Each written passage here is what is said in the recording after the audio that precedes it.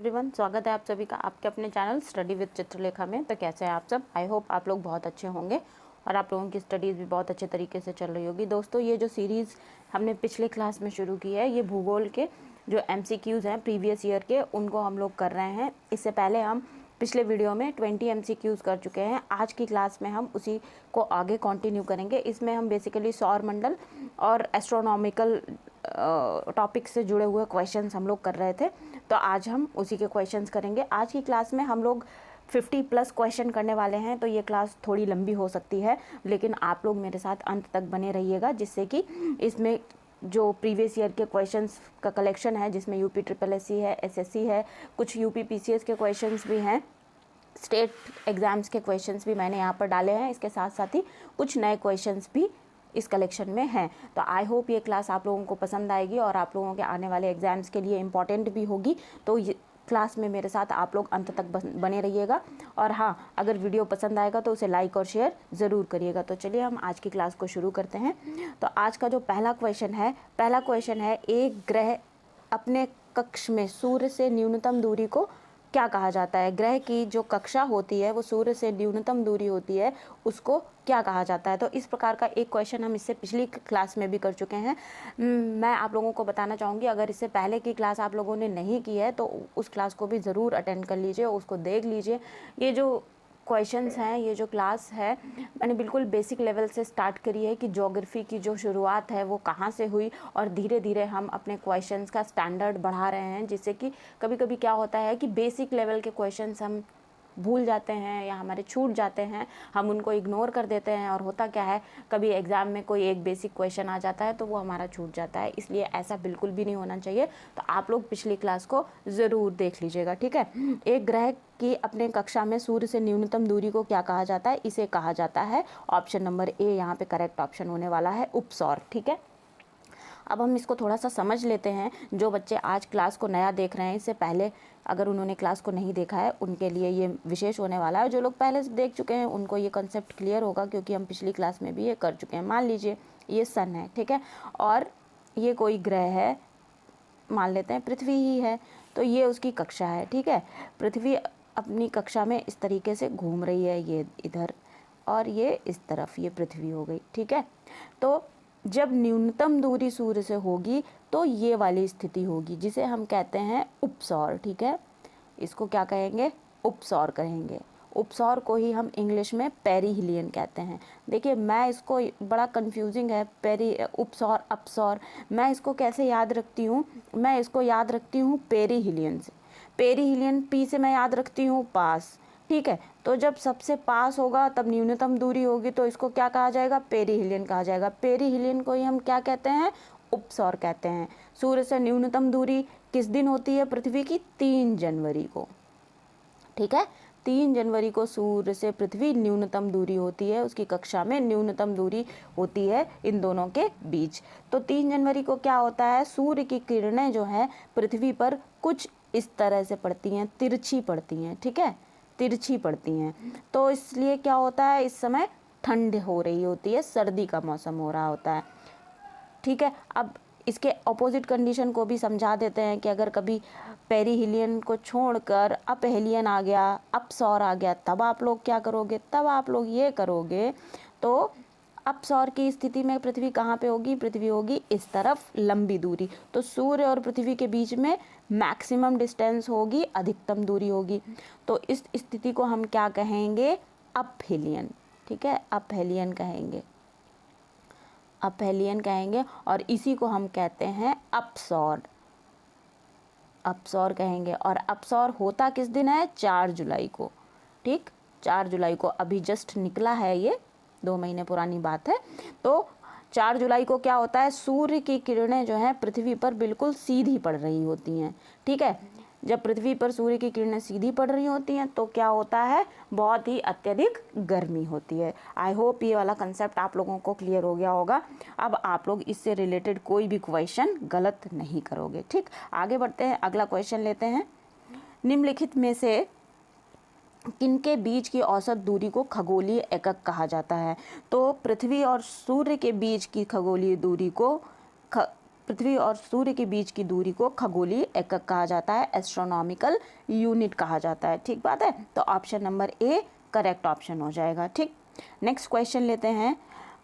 मध्य रात्रि का सूर्य, इसका क्या अर्थ है? ठीक, तो इसका अर्थ होता है कि जब सूर्य जो है ध्रुवीय व्रत में देर तक चमकता है, इसको ही मध्य रात्रि का सूर्य कहते हैं। तो ऑप्शन नंबर डी करेक्ट हो जाएगा। अब इसको थोड़ा समझने का प्रयास हम करते हैं कि जो पृथ्वी है वो कुछ इस तरीके से है, ठीक है, ये अपनी अक्ष पर झुकी हुई है कुछ इस तरीके से। ठीक, तो ध्रुवों पे क्या होता है हम सब जानते हैं, वहाँ पे 6 महीने के लिए दिन होता है, 6 महीने के लिए रात होती है। तो जब ध्रुव पर सूर्य उदयमान हो रहा होता है, चमक रहा होता है, मान लीजिए देखिए जो पृथ्वी है और सन इस तरीके से है कहीं पर, ठीक है। अब पृथ्वी तो रोटेट कर रही है, सूरज के चारों तरफ भी रोटेशन कर रही है और अपनी जो उसकी खुद की एक्सिस है उस पर भी घूर्णन कर रही है, रोटेशन कर रही है। ठीक, तो सूरज की किरणें जब हैं जो पृथ्वी पर पड़ती हैं कुछ इस तरीके से पड़ती हैं, यहाँ तक आती हैं ऐसे करके, ऐसे। जो ये वाला हिस्सा है यहाँ पर एवरी टाइम दिन और रात नहीं होता है, मतलब 24 घंटे में एक बार रोशन हो, ये ऐसा नहीं होता है। तो जब ये वाली स्थिति बनती है कि जो ध्रुव है, दक्षिणी ध्रुव या उत्तरी ध्रुव, एक ही तरफ किरणें पड़ेंगी, ठीक है, रोटेशन की वजह से दोनों पर एक साथ, पृथ्वी जो अपनी दूरी पर झुकी हुई है 22.5 डिग्री, इस वजह से दोनों ध्रुवों पर एक साथ सूरज का प्रकाश नहीं पहुंचता है। तो मान लेते हैं उत्तरी ध्रुव पर जब पहुंचता है तो क्या होता है कि उत्तरी ध्रुव पर जब प्रकाश पहुंचता है तब ही इसको मध्य रात्रि का सूर्य कहा जाता है। क्यों कहा जाता है कि जब उत्तरी ध्रुव पर सूरज की लाइट पड़ रही होती है तब उत्तरी गोलार्ध में क्या हो रहा होता है, रात्रि का समय होता है, ठीक है, इसीलिए इसको मध्य रात्रि का सूर्य कहा जाता है। ठीक, नेक्स्ट क्वेश्चन पे बढ़ेंगे। अगला क्वेश्चन देखते हैं, मध्य रात्रि का सूर्य किस क्षेत्र में दिखाई देता है? तो बिल्कुल इसका सही जवाब आप लोगों को मुझे पता होगा, मध्य रात्रि का सूर्य जो है आर्कटिक क्षेत्र में दिखाई देता है। अभी हमने पीछे डिस्कस भी किया था कि ये जो पृथ्वी है ये ध्रुव है, ऊपर वाले को उत्तरी ध्रुव कहते हैं, ठीक है, नीचे वाले को दक्षिणी ध्रुव कहते हैं, ठीक है, इसी को ही आर्कटिक और अंटार्कटिक कहा जाता है। तो आर्कटिक क्षेत्र में मध्य रात्रि का सूर्य दिखाई देता है। अगला क्वेश्चन लेंगे, सूर्य में काला धब्बा क्या है? तो सूर्य में काले धब्बे वे स्थान होते हैं जो प्रकाश उत्सर्जित करने में असमर्थ होते हैं। इसका मतलब है कि ऑप्शन नंबर सी जो है करेक्ट हो जाएगा। अब इसको थोड़ा समझ लेते हैं। सूर्य में जो स्पॉट्स होते हैं, काले धब्बे होते हैं, इनको सन स्पॉट कहा जाता है, ठीक है, सन स्पॉट कहा जाता है। और ये सूर्य पर बने हुए जो है डार्क एरिया होते हैं, यहाँ पर क्या होता है, टेम्परेचर जो है कंपैरेटिवली और क्षेत्र के मुकाबले सूरज के कम होता है, ठीक है। तो जो सन स्पॉट हैं वो बाकी क्षेत्रों के मुकाबले ठंडा होता है। जैसे मान लीजिए जो सन स्पॉट है, जो धब्बा है, यहाँ पर जो तापमान है 1000 डिग्री होगा, जबकि सन की जो दूसरी सरफेस है, मतलब उसी के पास वाली जो सरफेस है जो चमक रही है, ये वाला जो, ये जैसे मान लेते हैं सन है, ये डार्क स्पॉट हो गया, बाकी का ये एरिया है यहाँ पे मान लेते हैं 5000 डिग्री सेंटीग्रेड है टेम्परेचर, ठीक है। तो बाकी एरिया के मुकाबले जो है डार्क स्पॉट पर जो है टेम्परेचर कम होता है। और डार्क स्पॉट बनते क्यों हैं? कि जो सूर्य पर जो मैग्नेटिक फील्ड होती है, क्या होती है, मैग्नेटिक फील्ड, सूर्य में एक मैग्नेटिक फील्ड भी होती है। इस मैग्नेटिक फील्ड की सतह पर जब आंतरिक क्रियाएं होती हैं तो सन पर सन स्पॉट बनते हैं। मान लीजिए इस प्रकार का क्वेश्चन बनता है तो आई होप आप लोग ये क्वेश्चन गलत नहीं करोगे, उसको करेक्ट करके आओगे, ठीक है। अगला क्वेश्चन लेते हैं, सूर्य के रासायनिक मिश्रण में हाइड्रोजन का कितना प्रतिशत है? तो रासायनिक मिश्रण में जो है हाइड्रोजन का 71% है। Option number A correct option है, ठीक है। अब जो सूर्य है वो कैसे बना है? हाइड्रोजन और हीलियम से मिलके बना है, ठीक है, हाइड्रोजन प्लस हीलियम, ठीक। तो सन में एनर्जी कैसे उत्पन्न होती है, हाइड्रोजन के 2 परमाणु मिलते हैं और एक हीलियम का अणु बनाते हैं, ठीक है। हाइड्रोजन और हीलियम मिलकर के हाइड्रोजन और हाइड्रोजन मिलकर के हीलियम बनाते हैं। इसको हम क्या कहते हैं, इस क्रिया को क्या कहते हैं, नाभिकीय संलयन की क्रिया कहते हैं।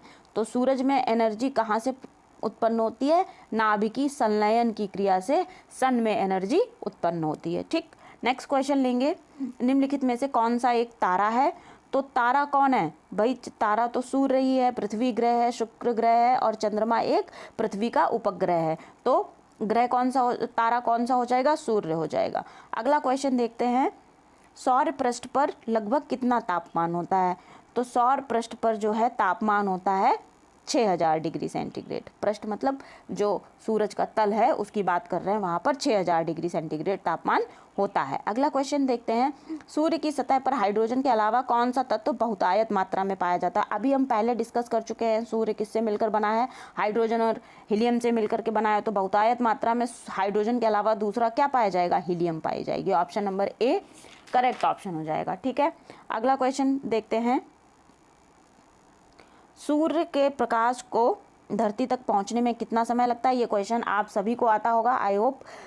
इसमें 8.3 मिनट लगता है। तो आप लोग मुझे कमेंट सेक्शन में ज़रूर बताएंगे ये क्वेश्चन किस किस का सही हुआ है, ठीक है। Option number A correct option है, 8.3 मिनट्स, ठीक। नेक्स्ट क्वेश्चन देखते हैं, सूर्य के सबसे पास का ग्रह कौन सा है। तो सूर्य के सबसे पास का ग्रह जो है बुध है, ठीक है। अब इसका एक बार सीक्वेंस हम देख लेते हैं। वैसे ये सीक्वेंस हम पिछली क्लास में कर चुके हैं, लेकिन जो बच्चे नए बच्चे इस क्लास को देख रहे हैं उनके लिए ये रहेगा। तो पहला आता है ये बुध, दूसरा है शुक्र, तीसरा है पृथ्वी, चौथा आता है मंगल, उसके बाद आता है ये बृहस्पति, उसके बाद आता है शनि, फिर उसके बाद आता है यूरेनस जिसे हम अरुण कह रहे हैं, और उसके बाद आता है नेपच्यून जिसे हम वरुण कहते हैं। ग्रहों की कुल संख्या 8 है, ठीक है। इसके पहले जो प्लूटो था, प्लूटो भी ग्रहों की श्रेणी में शामिल था, लेकिन अब क्या है कि अंतर्राष्ट्रीय खगोलीय संघ की एक मीटिंग हुई, उन्होंने प्लूटो का दर्जा घटाकर ग्रह से हटाकर उसे बौना ग्रह कर दिया। ग्रह से हटाकर उसको क्या कर दिया, बौना ग्रह कर दिया। अब बौना ग्रह क्यों कर दिया, इसके लिए क्या है कि कोई भी ग्रह है उसके लिए 3 कंडीशंस रखी गई हैं। वो 3 कंडीशंस, अगर तीनों कंडीशंस फुलफिल करेगा तो किसी भी खगोलीय पिंड को ग्रह माना जाएगा।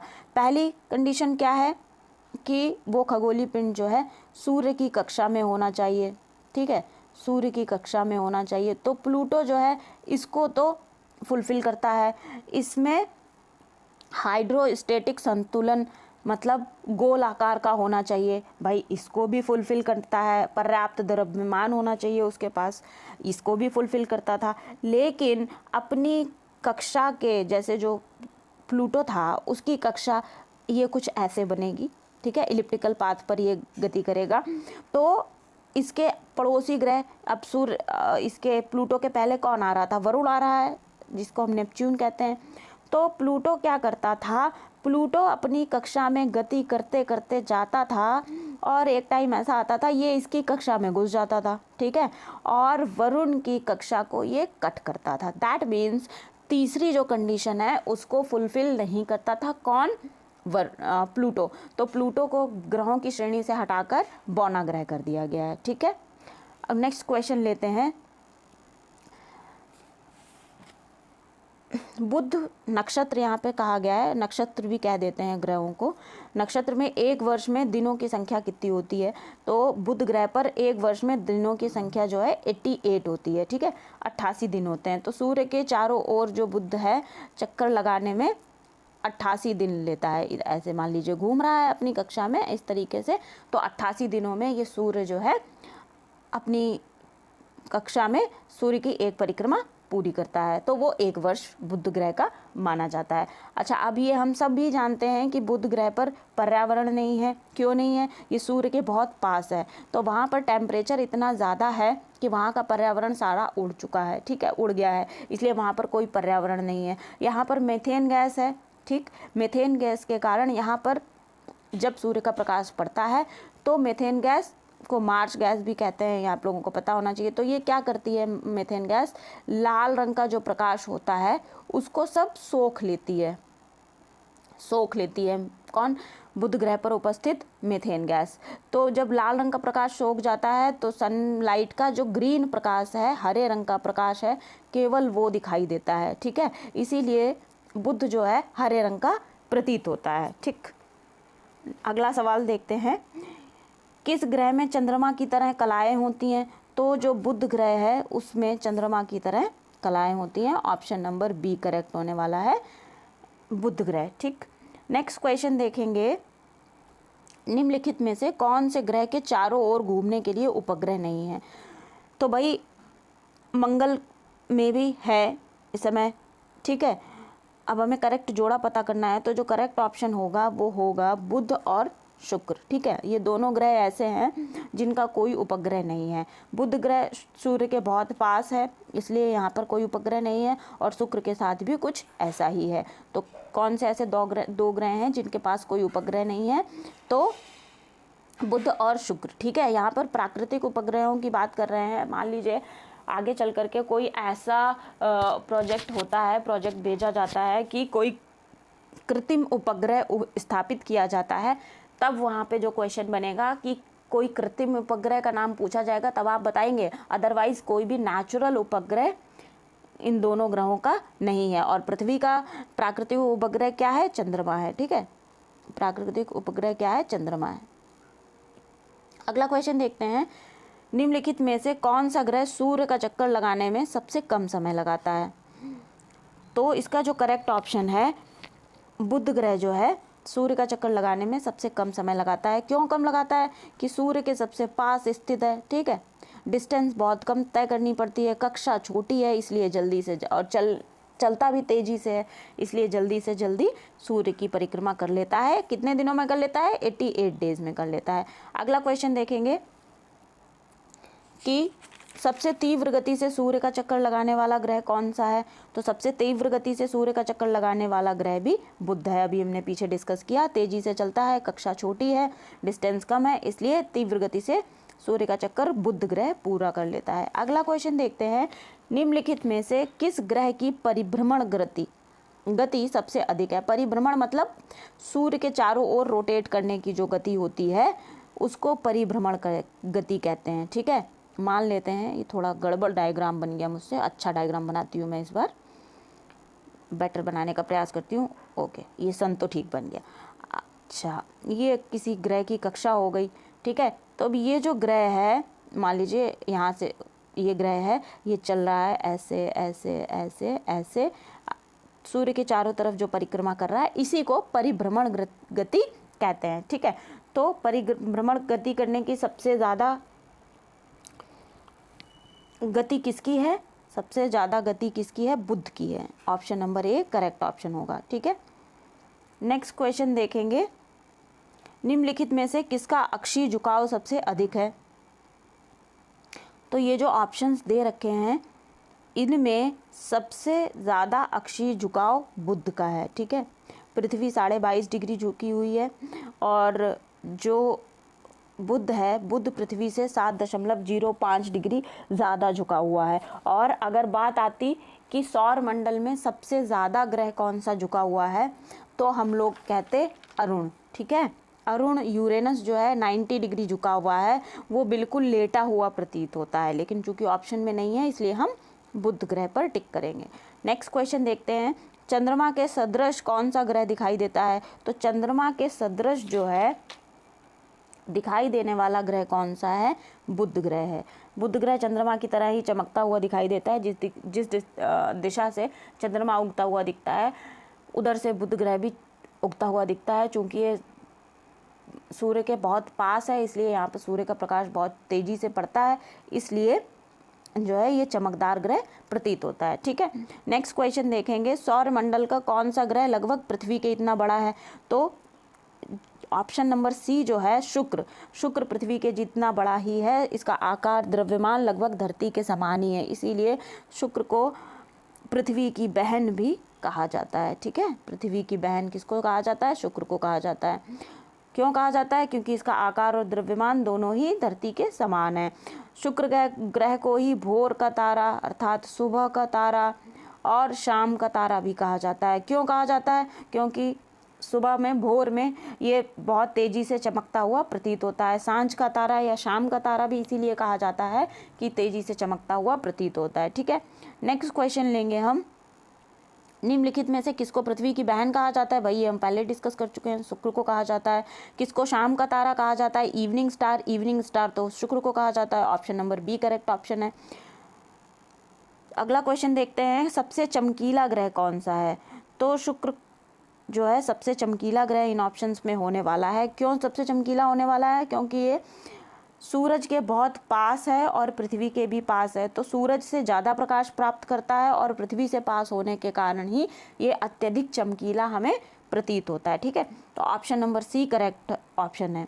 अगला क्वेश्चन है, सूर्य तथा पृथ्वी के निकटतम ग्रह कौन सा है? सूर्य के पास वाला और पृथ्वी के पास वाला, दोनों के पास वाला हमको बताना है। तो सूर्य के पास वाला जो ग्रह निकटतम है वो है बुध, ठीक, और पृथ्वी के निकटतम है शुक्र। तो कौन सा जो कॉम्बिनेशन है सही हो गया?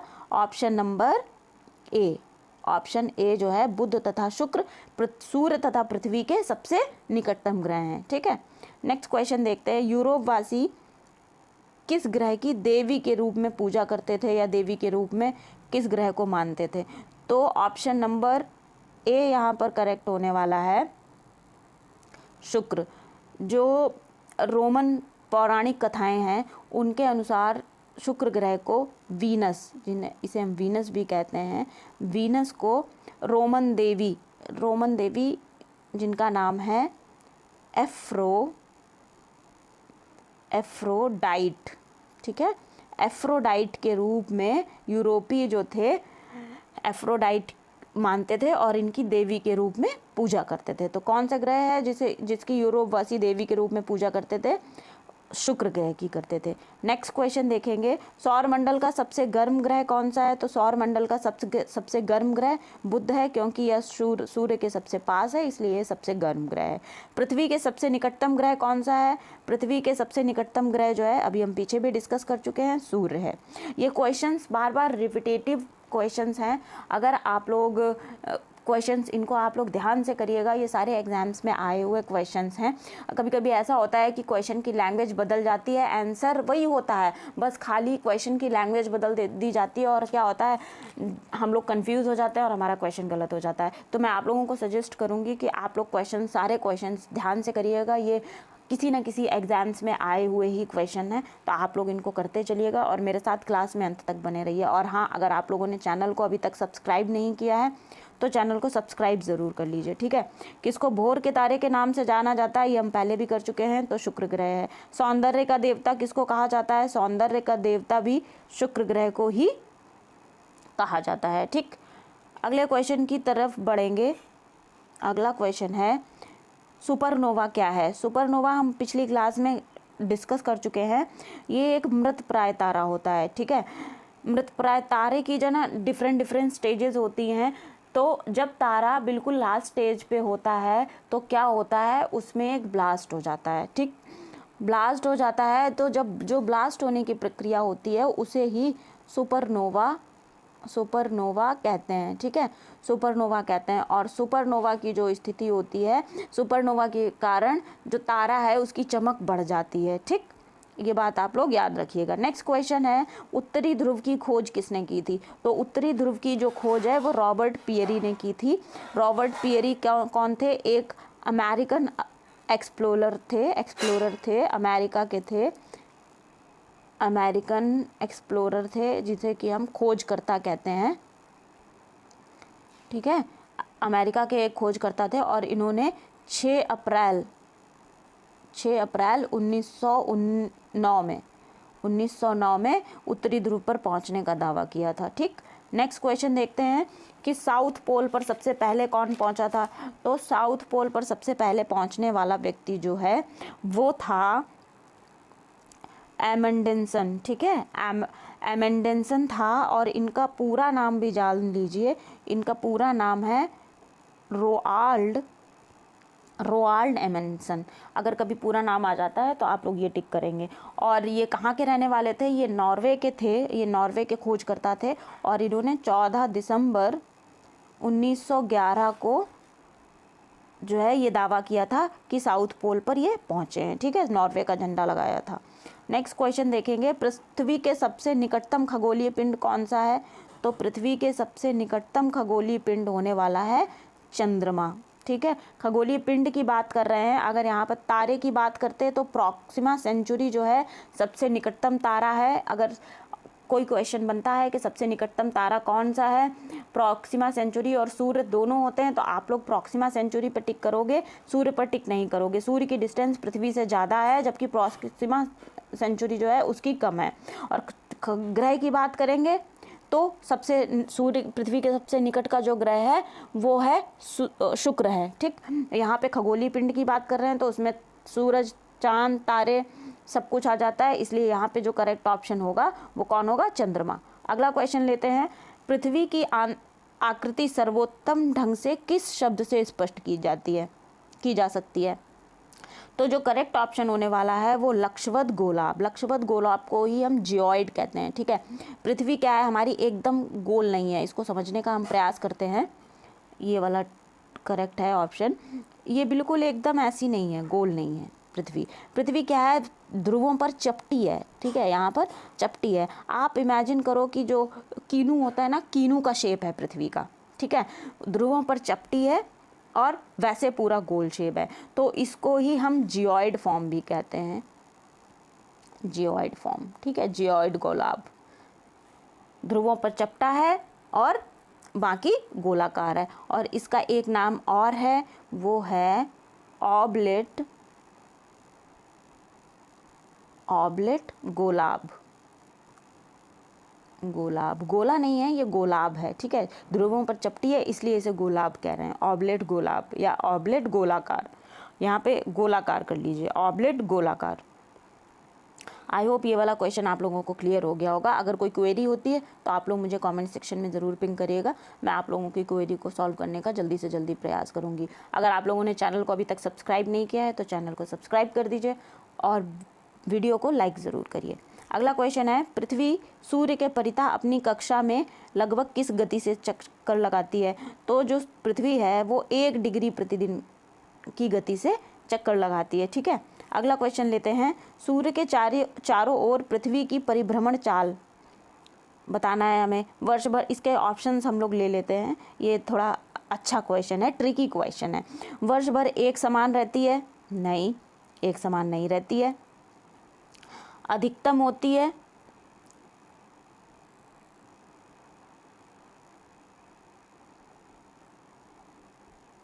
अधिकतम होती है जब सूर्य के निकटतम होती है। अच्छा, नेक्स्ट ऑप्शन देखते हैं, अधिकतम होती है जब सूर्य से दूर होती है। अच्छा, न्यूनतम होती है जब पृथ्वी सूर्य के निकटतम होती है। नहीं, जो ऑप्शन नंबर बी है, अधिकतम होती है जब सूर्य के निकटतम रहती है। देखिए, पृथ्वी जो है अपनी दूरी पर 22.5 डिग्री झुकी हुई है, ये आपको सबको पता है। सरफेस से ये 66 डिग्री का एंगल बनाती है, ये भी आप लोगों को पता है। ठीक है, जब 60 तो वर्ष भर एक समान तो नहीं रह सकती है, इस बात को तो पहले ही ये कट जाएगा। अधिकतम होगी जब सूर्य के निकटतम होगी। हमने अभी पीछे देखा था कि जो बुध है, बुध की परिक्रमण चाल सबसे ज़्यादा है और वो क्या कर रहा है, सबसे जल्दी सूरज का चक्कर लगा ले रहा है। क्यों लगा ले रहा है? सूरज के बिल्कुल पास है, कक्षा भाई छोटी है। ठीक है ना, कक्षा छोटी है और चलने में भी तेज है, इसलिए फटाफट अपनी जो है ये पूरा सर्कल कर ले रहा है।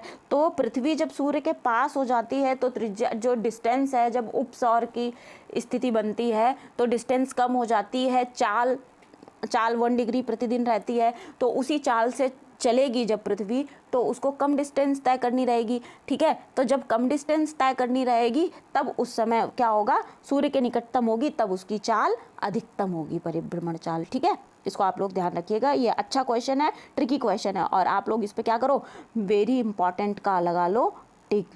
ठीक है, ये क्वेश्चन। अगला क्वेश्चन देखते हैं, पृथ्वी के परिभ्रमण की गति बतानी है। पृथ्वी के परिभ्रमण की गति जो है 27 किलोमीटर प्रति मिनट है। ठीक है, जिसे हम 1 डिग्री कह रहे थे प्रतिदिन,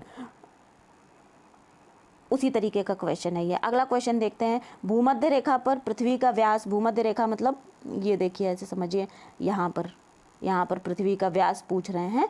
तो व्यास क्या हो गया, ये पूरी डिस्टेंस, एक छोर से लेकर के दूसरी छोर तक की डिस्टेंस, तो क्या हो जाएगा, ये 12,800 kilometre. Option number C correct हो जाएगा। ठीक है, नेक्स्ट क्वेश्चन की तरफ बढ़ेंगे।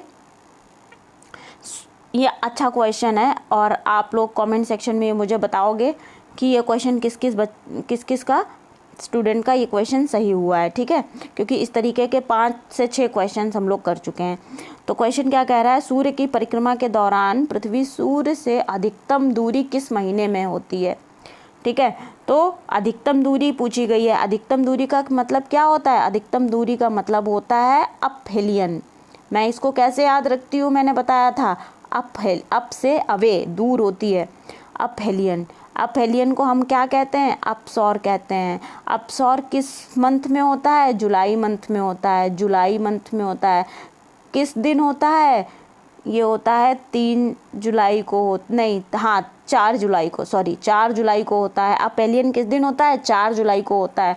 और अपहेलियन जब होता है तब क्या होता है, पृथ्वी पर सूरज की किरणें सीधी पड़ रही होती हैं, इसलिए बहुत ही ज़्यादा गर्मी का मौसम होता है। तो इस क्वेश्चन का करेक्ट आंसर कौन सा हो जाएगा, ऑप्शन नंबर बी, जुलाई। और आप लोग कमेंट सेक्शन में ज़रूर बताइएगा ये वाला क्वेश्चन किस किस बच्चे का सही हुआ है। और आप लोगों ने चैनल को अगर सब्सक्राइब नहीं किया है तो तुरंत सब्सक्राइब कर लीजिए, वीडियो को लाइक भी कर दीजिए। नेक्स्ट क्वेश्चन देखेंगे।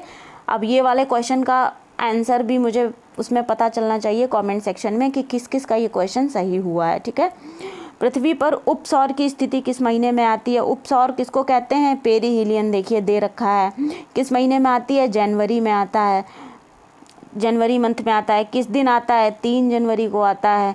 उपसौर में क्या होता है, पृथ्वी जो है सूर्य के एकदम पास होती है, ये देखिए एकदम पास है। यहाँ पर क्या होता है, पृथ्वी पर सूरज की किरणें कैसे पड़ रही होती हैं, तिरछी पड़ रही होती हैं, तो क्या होता है, सर्दी का मौसम होता है। ठीक है, तो कौन सा ऑप्शन करेक्ट होने वाला है, ऑप्शन नंबर बी, जनवरी। अगला क्वेश्चन देखते हैं। अगला क्वेश्चन कह रहा है तारे, यहाँ पे ये तरे नहीं है, ये तारे है। ठीक है, इसको तारे कर लेना।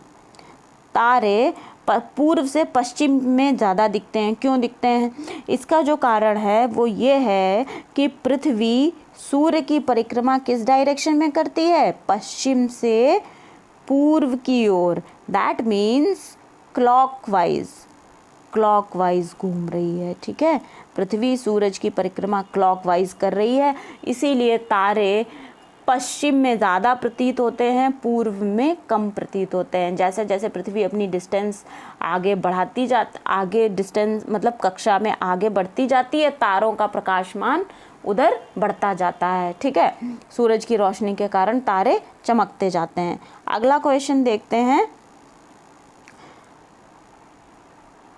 गोलाभ पृथ्वी ध्रुवों पर चपटी होती है, यह तथ्य स्पष्ट सिद्ध होता है। अच्छा, अब इसके हम ऑप्शंस भी रीड करेंगे। ठीक है, पृथ्वी का भार ध्रुवों पर सर्वाधिक तथा विषुवत रेखा पर न्यूनतम होता है। ओके, पृथ्वी का भार ध्रुवों पर न्यूनतम तथा विषुवत रेखा पर सर्वाधिक होता है। ओके, पृथ्वी का भार ध्रुवों तथा विषुवत रेखा पर समान होता है। नॉट ओके, ये तो ओके नहीं हो सकता भाई, ध्रुवों पर या तो कम होगा या तो ज़्यादा होगा, समान तो नहीं हो सकता। ध्रुवों पर पदार्थ अपना भार खो देता है। अच्छा, ऐसा भी नहीं हो सकता। क्यों नहीं हो सकता, क्योंकि पृथ्वी पर जो गुरुत्वाकर्षण की शक्ति है, ठीक है, वो तो ख़त्म नहीं हो जाएगी भाई। ये ज़रूर हो सकता है कि ध्रुवों पर भार घट बढ़ सकता है, विषुवत रेखा पे भी घट बढ़ सकता है, लेकिन भारहीनता तो कभी कहीं भी महसूस नहीं की जा सकती है। ठीक है, तो अब जो करेक्ट ऑप्शन होने वाला है, अब हम करेक्ट ऑप्शन, इन दोनों में से कोई करेक्ट होने वाला है। अब हम यहाँ पे थोड़ा लॉजिक लगाने की कोशिश करते हैं। कैसे करेंगे, पृथ्वी का भार ध्रुवों पर सर्वाधिक तथा विषुवत रेखा पर न्यूनतम होता है। ठीक है, और पृथ्वी का भार ध्रुवों पर न्यूनतम और विषुवत रेखा पर सर्वाधिक होता है, तो जो ऑप्शन नंबर ए है वो करेक्ट होगा। अब इसको डिस्कस करते हैं कि ए करेक्ट क्यों होगा। देखिए, ध्रुवों पर भार सर्वाधिक इसलिए होगा कि पृथ्वी के जो सेंटर है, सेंटर से सबसे ज़्यादा डिस्टेंस किधर होने वाली है, इधर होने वाली है, ध्रुवों पर होने वाली है, ठीक है। विषुवत रेखा पर मान लीजिए ध्रुव पर कोई व्यक्ति यहाँ पर खड़ा है और कोई व्यक्ति विषुवत रेखा पे खड़ा है, ये विषुवत रेखा हो गई, यहाँ पर खड़ा है, तो यहाँ पर उसको उसका भार कम प्रतीत होगा। अगर यहाँ पर वेइंग मशीन से उसका भार तौला जाए, वेट किया जाए, तो मान लीजिए कोई व्यक्ति 60 kgs का है, तो हम ऐसा इमेजिन करते हैं, समझने का प्रयास करते हैं कि यहाँ पे 60 किलो का प्रतीत होगा, तो अगर वो ध्रुवों पर जाएगा तो हो सकता है यहाँ पे 62 या 65 का प्रतीत हो। क्यों प्रतीत होगा? कि जो डिस्टेंस है सेंटर से वो बढ़ जाएगी, ठीक है। सेंटर से डिस्टेंस बढ़ जाएगी तो वहाँ पे ग्रेविटी भी बढ़ जाएगी। जब ग्रेविटी बढ़ती है तो भार बढ़ता हुआ प्रतीत होता है, ठीक है। आई होप ये वाला कंसेप्ट आप लोगों को क्लियर हो गया होगा। अगर नहीं क्लियर होगा तो आप लोग मुझे कमेंट सेक्शन में ज़रूर बताएंगे, फिर हम ये ग्रेविटी के क्वेश्चंस भी डिस्कस करेंगे, 1-2 क्वेश्चन और डिस्कस करेंगे, तो ये अच्छे तरीके से आप लोगों को क्लियर हो जाएगा। अगला क्वेश्चन लेते हैं। पृथ्वी अपने अक्ष पर घूमती है, भाई किस दिशा में घूमती है? हम पहले भी डिस्कस कर चुके हैं, पश्चिम से पूर्व की ओर घूमती है। पश्चिम से पूर्व की ओर को क्या कहते हैं? क्लॉकवाइज कहते हैं, क्लॉकवाइज कहते हैं। हिंदी में इसको क्या कहते हैं? दक्षिणावर्त कहते हैं, दक्षिणावर्त, ठीक है। नेक्स्ट क्वेश्चन देखेंगे। नेक्स्ट क्वेश्चन क्या कह रहा है? नेक्स्ट क्वेश्चन कहता है आकार की दृष्टि से सौरमंडल में पृथ्वी का कौन सा स्थान है? तो आकार की दृष्टि से सौरमंडल में पृथ्वी का तीसरा स्थान है, ठीक है। बुध, शुक्र, पृथ्वी ये आकार की दृष्टि से ही मैनेज किए गए हैं, तो तीसरा स्थान है, ठीक। नेक्स्ट क्वेश्चन लेंगे। किस ग्रह को नीला ग्रह कहा जाता है? भाई तो जब हम अंतरिक्ष से देखते हैं तो जो हमारे यहाँ सागर हैं उनका पृथ्वी पर जल होने के कारण पृथ्वी को नीला ग्रह कहा जाता है, पृथ्वी नीले रंग की प्रतीत होती है, तो option number A correct option है, ठीक है। नेक्स्ट क्वेश्चन लेते हैं। पृथ्वी स्थित है, पृथ्वी की स्थिति बतानी है कि किस किस ग्रह के बीच में स्थित है। तो पृथ्वी जो स्थित है बृहस्पति और मंगल ग्रह के बीच में स्थित है। चलिए एक बार मैं आप लोगों को डायग्राम से स्पष्ट कर देती हूँ, वैसे मैं बता चुकी हूँ इसको पीछे भी, लेकिन कोई डाउट नहीं रहना चाहिए मेरी क्लास में, ठीक है। तो ये हो गया सन, तो ये हो गया बुध, ये हो गया शुक्र, ये हो गई पृथ्वी, ये हो गई मंगल, ये हो गया मंगल, ठीक है। और मंगल हो गया ये, उसके बाद आता है बृहस्पति, ठीक है। तो पृथ्वी किसके मध्य स्थित है? पृथ्वी यहाँ पे आई एम सॉरी, ये माय मिस्टेक, शुक्र और मंगल के मध्य में स्थित है, ठीक है। ये मैंने गलत टिक कर दिया, मंगल और बृहस्पति के मध्य में स्थित नहीं होगी, क्योंकि पृथ्वी उसके बाद मंगल आता है, ठीक है, और उसके पहले शुक्र आता है। तो पृथ्वी की जो स्थिति है वो शुक्र और मंगल के बीच में है। ये हमारी पृथ्वी है, हमारी पृथ्वी माता है, और ये शुक्र है, और ये मंगल है जिसे हम मार्स ग्रह भी कहते हैं। तो कौन सा ऑप्शन करेक्ट होने वाला है? ऑप्शन नंबर ए करेक्ट होने वाला है, ठीक है। नेक्स्ट क्वेश्चन देखते हैं। किस दिन पृथ्वी सूर्य के सबसे निकट होती है? तो ये वाला आप लोग मुझे आंसर कमेंट सेक्शन में बताओगे कि कौन सा क्वेश्चन है। वैसे मैं यहाँ पर बता देती हूँ, सबसे निकट होती है पृथ्वी 3 जनवरी को, जिसको कि हम कहते हैं पेरिहिलियन, ठीक है। पेरिहिलियन मतलब उपसौर, ओके। और बहुत सारा इलेबोरेशन हम पीछे क्वेश्चंस में कर चुके हैं। अगर ये क्लियर नहीं है तो आप लोग वीडियो को बैक करके ज़रूर देखिएगा। वीडियो को लाइक ज़रूर करिए, चैनल को सब्सक्राइब करिए अभी, अगर आप लोगों ने अभी तक नहीं किया है। अगर कर दिया है तो आप लोगों का बहुत बहुत धन्यवाद, थैंक यू वेरी मच। अच्छा, अगला क्वेश्चन लेते हैं। पृथ्वी सूर्य से अपनी अधिकतम दूरी पर होती है, ये क्वेश्चन भी हम लोग कर चुके हैं, ठीक है। आप लोग कमेंट सेक्शन में मुझे बताओगे, लेकिन यहाँ पर मैं इसका आंसर बता ही देती हूँ। 4 जुलाई को अधिकतम दूरी पर होगी तो कौन सी स्थिति बनेगी? अपहेलियन बनेगी, अपहेलियन, जिसे हम लोग कहते हैं अपसौर, ठीक है। क्या कहते हैं? अपसौर कहते हैं। आई होप अब अपसौर और उपसौर की जो कंडीशन है वो आप लोगों को कंफ्यूज नहीं करनी चाहिए। पृथ्वी सूर्य के इर्द गिर्द परिक्रमा करती है, लगभग टाइम बताना है हमें। तो पृथ्वी जो है 365.2.5 दिन में करती है। तो पूरे 365 दिन नहीं लगते हैं, लेकिन हम उसको कह देते हैं कि 365 दिन का एक वर्ष होता है। ये जो 2.5 आवर्स होते हैं ये इकट्ठे होते रहते हैं, ठीक है। तो हर चौथे वर्ष जो लीप ईयर होता है वो इसी वजह से होता है कि पृथ्वी जो ज़्यादा समय लेती है उसका फिर फरवरी में ऐड कर दिया जाता है, एक दिन एक्स्ट्रा, 29 डेज़ की फरवरी हो जाती है तो उसको लीप ईयर बना दिया जाता है। पृथ्वी का प्राकृतिक उपग्रह कौन सा है? पृथ्वी का प्राकृतिक उपग्रह तो भाई चंद्रमा है, चंदा मामा है। Option number C correct option होने वाला है। नेक्स्ट क्वेश्चन देखते हैं, दिन व रात होने का क्या कारण है? दिन व रात होने का कारण है पृथ्वी का अपने अक्ष पर घूर्णन। ठीक है, देखिए अब इसको थोड़ा सा यहाँ पे समझने का प्रयास करते हैं। ये सन है, ये सन हो गया, ठीक है, ये हमारी पृथ्वी हो गई। अब पृथ्वी का क्या है, पृथ्वी ऐसे घूम रही है, सूर्य की कक्षा में गति कर रही है, ठीक है, और ये अपने अक्ष पर झुकी हुई भी है, 22.5 डिग्री या 23 डिग्री भी कह सकते हैं इसको। ये अक्ष पर झुकी हुई है। क्या करती है पृथ्वी सन का तो चक्कर लगा ही रही है, इस तरीके से ऐसे लगा रही है चक्कर, उसके साथ साथ अपने अक्ष पर भी घूम रही है।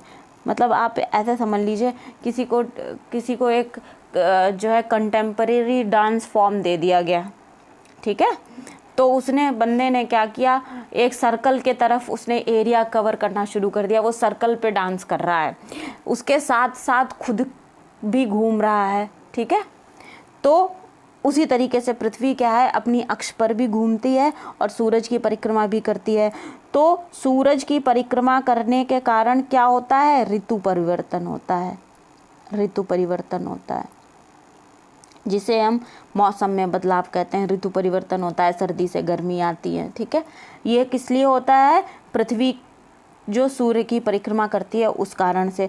और दिन और रात किस लिए होते हैं, पृथ्वी की घूर्णन गति से, क्योंकि पृथ्वी अक्ष पर घूर्णन कर रही है, तो जिस हिस्से में प्रकाश होता है वहाँ पर दिन होता है, जिस हिस्से में सूरज का प्रकाश नहीं पड़ता है वहाँ पर रात होती है, ठीक है। नेक्स्ट क्वेश्चन देखेंगे, सूर्य के अतिरिक्त निकटतम सितारे से प्रकाश पृथ्वी तक पहुंचता है, कितने समय में पहुंचता है ये हमें बताना है। तो 4.2 वर्ष लग जाते हैं, ठीक है, 4.2 वर्ष लग जाते हैं, तब किसी सितारे का प्रकाश यहाँ पर पहुँच पाता है। अगला क्वेश्चन देखते हैं, सूर्य से पृथ्वी कितनी दूरी पर है? तो सूर्य से पृथ्वी जो है ये हम सभी जानते हैं कि 149.6 मिलियन किलोमीटर की दूरी पर है, ठीक। नेक्स्ट क्वेश्चन है, अपने अक्ष पर पृथ्वी एक चक्कर लगाने में कितना समय लेती है? अपने अक्ष पर पृथ्वी जो है एक चक्कर लगाने में, अभी हमने पीछे बताया भी था, 23 घंटे 56 मिनट और 4 सेकेंड लेती है, ठीक है। एक 24 घंटे में पूरा नहीं करती है, ठीक। तो वही जो हम लोग लीप ईयर में कैलकुलेट कर लेते हैं, ये कैलकुलेशन उधर फिट बैठती है जाके कि 365 दिन तो ऐसे हो जाते हैं, और जो ये घंटे और मिनट और सेकंड जो बनते हैं वो हर चौथे साल उसको लीप ईयर बना देते हैं, एक पूरा दिन बना देते हैं। नेक्स्ट क्वेश्चन लेते हैं, पृथ्वी पर दिन और रात की अवधि समान होती है, कहाँ पर समान होती है भाई? भूमध्य रेखा पर समान होती है दिन और रात की अवधि, और भूमध्य रेखा ये जो पृथ्वी को बीचों बीच से होकर गुजरती है, यहाँ पर दिन और रात की अवधि समान होती है, ठीक। इक्विनॉक्स का तात्पर्य क्या है? इक्विनॉक्स का तात्पर्य यही है, जब दिन और रात समान अवधि के होते हैं तो उसको इक्विनॉक्स कहते हैं, ठीक है। तो कौन सा ऑप्शन करेक्ट है? Option number A correct option है। इक्विनॉक्स कहते हैं किसको? दिन और रात समान अवधि के होते हैं जब। नेक्स्ट क्वेश्चन देखते हैं, दक्षिणी गोलार्ध का सबसे लंबा दिन कौन सा होता है? दक्षिणी गोलार्ध में सबसे लंबा दिन होता है आप लोगों का 22 दिसंबर, और उत्तरी गोलार्ध में सबसे लंबा दिन कौन सा होता है? 21 जून। 21 जून जो है सबसे लंबा दिन होता है उत्तरी गोलार्ध में, ठीक। और उत्तरी गोलार्ध में सबसे छोटा दिन कौन सा होगा? सबसे छोटा दिन हो जाएगा 22 दिसंबर को, क्योंकि ये ठीक उल्टा चलता है, जब उत्तरी गोलार्ध में गर्मी होती है तो दक्षिणी गोलार्ध में सर्दी होती है, और सर्दी जब दक्षिणी गोलार्ध में होती है तो उत्तरी गोलार्ध में गर्मी का मौसम होता है, ठीक है। इस बात को आप लोग ध्यान रखेंगे। नेक्स्ट क्वेश्चन देखते हैं, अगला क्वेश्चन है, भूकक्ष तल पर भू अक्ष का झुकाव कितना है? मतलब पृथ्वी का झुकाव पूछ रहे हैं, जिसे यही ना, जिसे हम 22.5 डिग्री या 23 डिग्री ऐसे करके कर लेते हैं, 22.5 डिग्री। तो भूकक्ष का मतलब ये हो गया ये एक ऐसे बना लेते हैं, जो ये पूरा एंगल है, ठीक है, ये पूरा एंगल है, ये 66.5 डिग्री होता है ऐसे, और ये वाला जो है इसे हम 22.5 डिग्री रखते हैं। ये पृथ्वी का भूकक्ष तल से झुकाव कितना है, 66.5 डिग्री है, और पृथ्वी अपनी अक्ष पर कितनी झुकी हुई है, 22.5 डिग्री झुकी हुई है। तो क्वेश्चन नंबर 56 का जो करेक्ट आंसर होने वाला है वो ऑप्शन नंबर डी है, 66.5 डिग्री। ठीक है, तो आज हमने कितने क्वेश्चन किए, 58 क्वेश्चन किए। आई होप ये जो क्वेश्चंस हैं आप लोगों को पसंद आए होंगे और समझ में भी आए होंगे। अगर कोई डाउट रहता है तो आप लोग मुझसे कमेंट सेक्शन में ज़रूर पूछेगा, मैं आप लोगों के डाउट्स को जल्दी से जल्दी क्लियर करने का प्रयास करूँगी। और आप लोगों ने अगर चैनल को सब्सक्राइब नहीं किया है तो चैनल को ज़रूर सब्सक्राइब करिए और वीडियो को लाइक और शेयर ज़रूर करिए। मिलते हैं अगले वीडियो में इसी भूगोल की सीरीज़ में। अब हम कुछ आगे के नए क्वेश्चंस करेंगे, तब तक के लिए आप लोग पढ़ते रहिए, खुश रहिए। Thank you so much, thank you everyone.